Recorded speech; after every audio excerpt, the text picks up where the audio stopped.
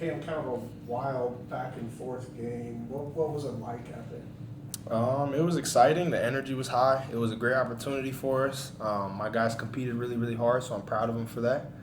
We just got to take away what we learned today and have carryover. So, all in all, I was proud of my teammates today. When you look at some of these close results, obviously it's kind of tough to take that hit on the chin, but how do you guys bounce back after being so close but dropping these close games? I'd be lying if I said it was easy. It's hard. It's mentally very challenging. Nobody likes losing, especially close games. Every good team we've played, well, not every team, but most of them have been really close games. And so, yeah, it's a little bit frustrating, but you got to keep a positive mindset about it, because if you start thinking backwards or negative thoughts, it's going to eat you alive. So just trying to stay positive and take what we did well, take it from this game, and like I said, just try to have good carryover and bring it to the next game.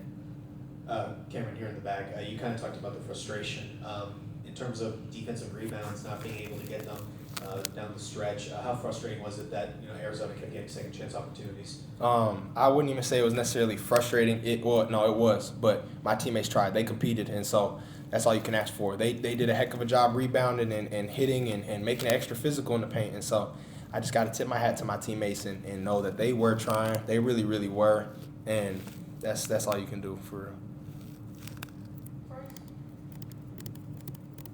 Cam, does it say something about this team? I mean, you just talked about it, that you guys do continue to fight,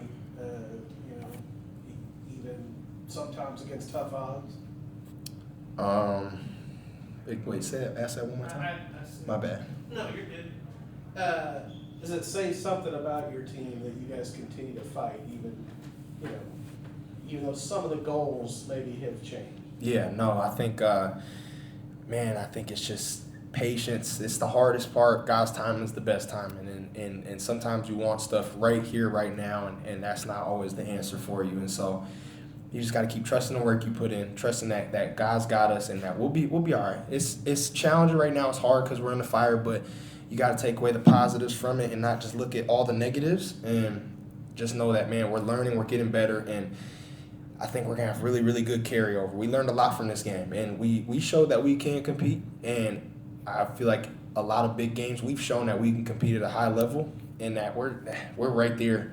So it's just, instead of being right there, we just did it. So that's the hardest part.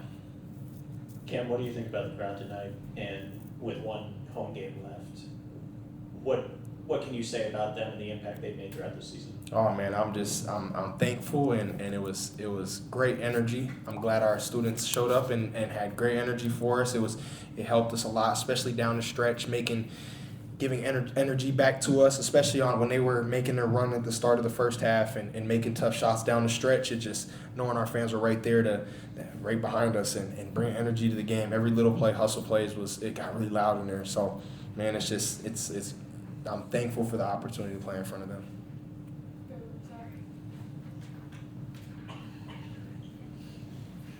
Cam, Isaac had another pretty good game tonight. How important has he been over this last stretch, kind of keeping you guys together? Man, very, very, very important. He's been doing a heck of a job doing his job, and I think that's the biggest part. Was at first it was everybody was trying to find their niche, their role on this team, and I feel like now we're at a point where everyone has found their role. And he's been doing a heck of a job, man. I got to keep tipping my hat to him. He gets downhill. He makes all the hard plays. He helps. He finds people out of the paint. And, man, I'm proud of him, especially the leap that he's taken these last, I'd probably say, month. I'm proud of him. Cam, I don't think we got a chance to ask you about the dunk against Arizona State, baseline drive. And then wanted to, if you were to rank that one against Burry's dunk tonight, he had a pretty good one too. Like, Yeah, no, he did. Yeah, I mean, how would you compare? I feel like where I would rank it, it's gonna be behind mine. I feel like I wish it was me at the basket, because if it was me, it would have been a different outcome. He wouldn't have dunked that on me. So. Anything else? First, you got to credit Tommy in Arizona. I thought our game plan was to take away the paint. Actually outscored him in the paint. The next part was we had to get more second chance points, and we lost that by 11, and that was the game. Credit Jaden Bradley stepping up, going 5 for 8 from 3, and sometimes you got to pick your poison, and came in averaging 1-3 every 3 games in conference, and he did a great job with 25, 6, and 6, and that's what you get from a senior point guard. So with our guys to have 1 turnover second half, shoot 49% against the number 2 ranked team in the country, I think we're getting we're getting growth. We're competing. We want to win, so we got to take care of the rebounding. Got to find a way to get a couple more stops, but we control our own destiny as long as we're playing. So we'll keep getting better and keep fighting. Scott, you mentioned the offensive rebounds that Arizona had. They had some big ones down the stretch. What did you see on those? Was it bad bounces, or was it just them kind of outworking? Well, Tobey is the leading rebounder in the country per minute played, so we're putting 2-day on him. So you're probably giving up a little there. Caden's probably giving up 100 pounds and a couple 4 inches or something. So their size, physicality is real. We'll watch the film. We really wanted to try to gang rebound. We needed our guards to get 6, 7, 8, 9 rebounds because it was going to be hard enough to keep the other guys off the glass. Free throw rebounds, inexcusable. Gave up 2, maybe 3. And then you're always going to get some bad bounces either way. But I thought, again, our crowd was outstanding, did a great job giving us life, energy. And at the end of the day, we got a rebound. They made 78% of their free throws. We missed a couple key ones, and 71%. Yet that's something we can control. There's no defense on the free throw line. And proud of our guys, how far we've come. But to beat a top 2 team, you gotta finish the job. Scott, Tommy heaps a lot of praise on you guys during his press conference. Called you guys a dangerous team. Come to the Big 12 tournament. What did today really show you about this team, and do you think? Well, no, starting to become dangerous? yeah, I know it took us about half the year to figure out just what we had and start to put guys in better positions to be successful. And I think toughest thing is in the non-conference, you play guarantee games, which you really can't see what you have, and then you play some non-conference games, and out of the 6 or 7, how many of them are 1 or 2 possession games? And then you get into Big 12 play, and all of a sudden everything is a lot harder, and if you're blessed to win, you're going to be in a lot of close games. I feel like our staff finally has our guys knowing what we can expect and what positions we can put them in to be successful. I think they're starting to trust each other, starting to play more because they're not thinking about what they're doing. We've tried to simplify some stuff and make it easier for them. But they were fun to coach today. They competed, they listened, they tried hard. But we're Baylor, and we want to win these games. We're used to winning these games. At one point, we were best record against top 25 teams in the country, and got to get over the hump. So, job not finished. No moral victories.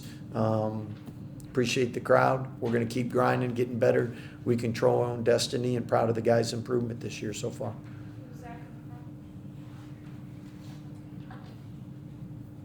Coach, over the last 5 games or so, since Isaac has entered the starting lineup, how has he elevated his game, and how impressive is that for him this late in the year? Well, Isaac is so effective getting to the paint, and I think he's really improved his ability to get to the paint and spray it around, get other guys shots. He's always been really good at getting to the rim and finishing, but adding the game slowed down for him, and it's allowed him to 5 assists, 0 turnovers. You take that every day, twice on Sunday, 5 for 6, 1 for 1 from 3. And then defensively, he does a really good job. He really competes, really coachable.